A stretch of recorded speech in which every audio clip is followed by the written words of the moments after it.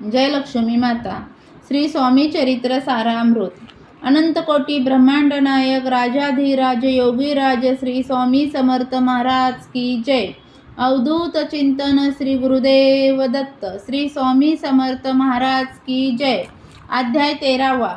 श्री गणेशाय नमः. शुक्ल पक्षीचा शशी करवाडे जैसा उत्तर तैसे हे स्वामी चरित्र अध्यायी वाढले. 12 अध्यायाचे अंती श्रीपाद भट्ट बाळाप्पा प्रती कपटयुक्तीने फसवू पाहती परी झाले व्यर्थची. खिन्न झाला चोळाप्पा मने श्रींची पूर्ण कृपा. मज होनी तया बाळाप्पा प्रिय असे झाला. वर्तले ऐसे वर्तमान बाळाप्पा एकनिष्ठ धरून स्वामी सेवा रात्रंदिन अत्यानंद करीत असे. स्वयंपाक कांदी करावयासी लज्जा वाटत नसे तयासी. तया ते एके समयासी काय बोलती समर्थ. निर्लज्जासी सानिध्य गुरु असे जाण निरंतरू. ऐसे बोलता सद्गुरु बाळाप्पा मनी समजला. अनेक उपाये करून शुद्ध केले बाळाप्पाचे मन. स्वामी विने दैवत अन्य नसेची थोर या जगी. सेवेकऱ्यां माझी वरिष्ठ सुंदराबाई होती तेथ.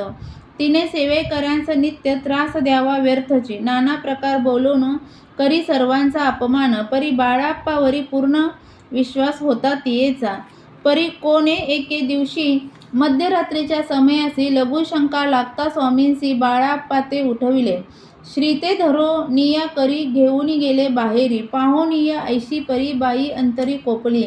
म्हणे याने येऊन स्वामी केले आपणा अधीन. माझे गेले श्रेष्ठपण अपमान झाला. तैपासून बाळाप्पासी त्रास देत अहर्निशी. गाऱ्हाणे सांगता समर्थांसी बाई ते शब्दे ताडिते. अक्कलकोटी श्री समर्थ प्रथमतः ज्याचे घरी येतो तो चोळाप्पा विख्यात स्वामी भक्त झाला. एक तपपर्यंत स्वामी सेवा तो करीत. तयांसी द्रव्याश बहुत असे सांप्रत लागली. दिवाळीचा सण येत. राजमंदिरा माझी समर्थ राहिले असता आनंदात वर्तमान वर्तिले. कोण्या भक्ते समर्थांसी अर्पिले होते चंद्रहारासी. सणानिमित्त त्या दिवशी अंगावरी घालावा. राणीचिये मनात विचार येता त्वरित. सुंदराबाईसी बोलत चंद्रहार द्यावा की. सुंदराबाई बोलली तो आहे चोळाप्पा जवळी. ऐसे ऐकता त्या काळी जमादार पाठविला. गंगूलाल जामदार चोळाप्पा जवळी ये सत्वर. म्हणे द्यावाजी चंद्रहार राणीसाहेब मागती. चोळाप्पा बोले तयासी हार नाही आम्हापासी. बाळाप्पा ठेवितो तयासी तुम्ही मागून घ्यावा की. ऐसे ऐकून उत्तर गंगूलाल जमादार बाळाप्पा जवळी येऊन सत्वर हार मागू लागला. बाळाप्पा बोले उत्तर आपणापासी चंद्रहार परी चोळाप्पाची त्यावर सत्ता असे सर्वस्वे. ऐसे ऐकून बोलणे जमादार पुसे चोळाप्पा कारणे. जबाब दिला चोळाप्पाने बाळाप्पा देती तरी घेईजे. ऐसे भाषण ऐकून जमादार परतोन रूपमंदिरी येऊन वर्तमान सर्व सांगे. चोळाप्पाची ऐकुनी कृती राग आला राणीप्रती. सुंदराबाईने ही गोष्टी तया विरुद्ध सांगितल्या. कारभार चोळाप्पाचे करी जो होता आजवरी तो काढून त्यास दुरी करावे राणी म्हणत असे. पहिलेच होते बाईच्या मनी सहाय्य झाली आता राणी. सुंदराबाईच्या गगनी हर्ष तेव्हा न समावे. चोळाप्पाने आजवरी केली समर्थांची चाकरी. धन प्राप्ती तया भारी समर्थ कृपेने होत असे. असो एके अवसरी काय झाली नवलपरी. बैसली समर्थांची स्वारी भक्तमंडळी वेष्टीत. एक वस्त्र तयावेळी पडले होते श्रींजवळी. तयाची करुणी झोळी समर्थे करी घेतली. अल्लख शब्द उच्चारला म्हणती भिक्षा द्या आम्हाला. तयावेळी सर्वंत्राला आश्चर्य वाटले. झोळी घेतली समर्थे काय असे उणे तेथे. जे जे दर्शना आले होते त्यांनी भिक्षा घातली. कोणी 1 कोणी 2 रुपये टाकती आणून. न लागता एक क्षण 100वरी गंती झाली. झोळी चोळाप्पा ते देऊन समर्थ बोलले वचन. चोळाप्पा तुझे फिटले ऋण स्वस्त आता असावे. पाहोन या द्रव्यासी आनंद झाला तयासी. परी न आले मनासी श्रीचरण अंतरले.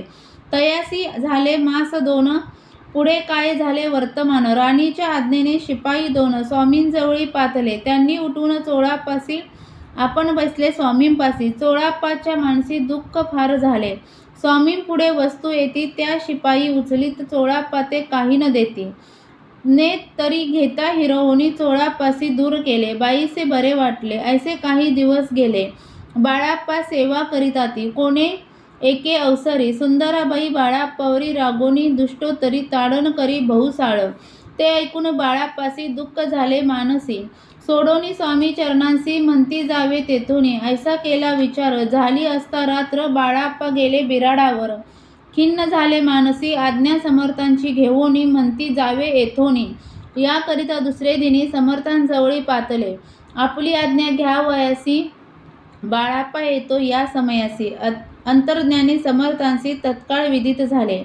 तेव्हा एका सेवेकऱ्यास बोलले काय समर्थ. बाळाप्पा दर्शनास येत त्यासी आसन दाखवावे. बाळाप्पा येताच त्या स्थानी आसन दाविले सेवेकऱ्याने.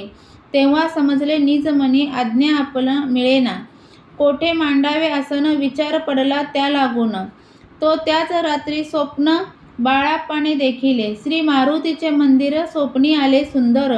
तेथे जाऊनी सत्वर आसर त्यांनी मांडिले. श्री स्वामी समर्थ या मंत्राचा जप करीत एक वेळ दर्शना येत. हिशेब ठेवीत जपाचा काढूनी दिले बाळाप्पासी. आनंद झाला बाईसी गर्व भरे ती कोणासी मनी नाशी झाली. सुंदराबाईसी करावे दूर समर्थांचा झाला विचार. त्याप्रमाणे चमत्कार करोनिय दाविती. जे कोणी दर्शना येत त्यांसी बाई द्रव्य मागत धन्य धान्य साठवीत. ऐसे करोनी प्रकारे बाईची कृत्ये दरबारी विदित केली थोर थोरी. बाईने राहावे दुरी श्री चरणांपासूनी. परी राणीची प्रीती बाईवरी बहु होती. या करणे कोणाप्रती धैर्य काही होईना. अक्कलकोटी त्या अवसरी माधवराव बर्वे कारभारी. तयांसी हुकुम झाला सत्वरी बाईसी दूर करावे. परी राणीसी भिवोनी तैसे न केले तयांनी. समर्थ दर्शनासी एके दिनी कारभारी पातले. तयांसी बोलती समर्थ कैसा करिता कारभार. ऐसे ऐकून या उत्तर बर्वे म्हणी समजले. मग त्यांनी त्याच दिवशी पाठवले फौजदारासी. कैद करून या बाईसी आणवे म्हणती सत्वर. आज्ञेप्रमाणे सत्वर बाईंसी बांधी फौजदार.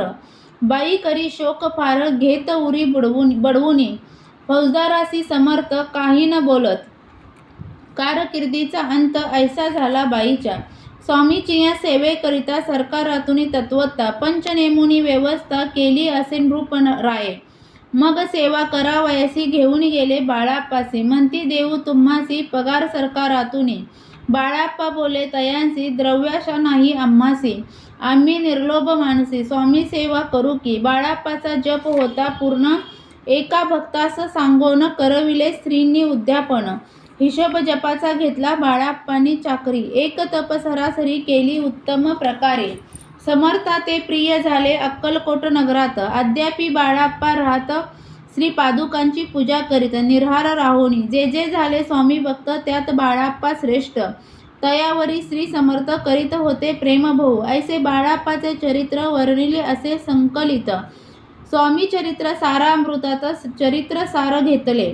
दृढ निश्चयाने भक्ती तैसे सद्गुरु चरणी आसक्ती. तेने येत मोक्ष हाती अन्य साधने व्यर्थची. दृढ निश्चयाचे उदाहरण हे चरित्र असे पूर्ण. श्रोती होऊनी सावधान श्रवणी आदर धरावा. उगीच करीती दांभिक भक्ती त्यावरी स्वामी कृपा न करीती. सद्भावे जे नमस्कारती त्यावरी होती कृपाळू. पुढले अध्यायी सुंदर कथा ऐकता श्रोते देऊनी चित्ता. जेणे निवारे सर्व व्यथा पापराशी दग्ध होती. अक्कलकोट निवासिया जय जयाजी स्वामी राया. रात्रंदिन तुझ्या पाया विष्णू शंकर वंदिती. यती श्री स्वामी चरित्र नाना प्राकृत कथा समंत. सदा भक्त परिसोत त्रयोदशा अध्याय गोडहा. इति श्री स्वामी चरित्र सारामृते त्रयोदशय अध्याय. श्री स्वामी चरण मस्तु शुभ भवन्तु. अध्याय 13वा समाप्त. श्री स्वामी समर्थ. जय जय स्वामी समर्थ. स्वामी चरित्र सारामृत यातील अध्याय तुम्हाला ऐकायला आवडत असतील तर चॅनलला सबस्क्राईब करा. व्हिडिओला लाईक आणि शेअर करा. व्हिडिओ पूर्ण ऐकल्याबद्दल धन्यवाद.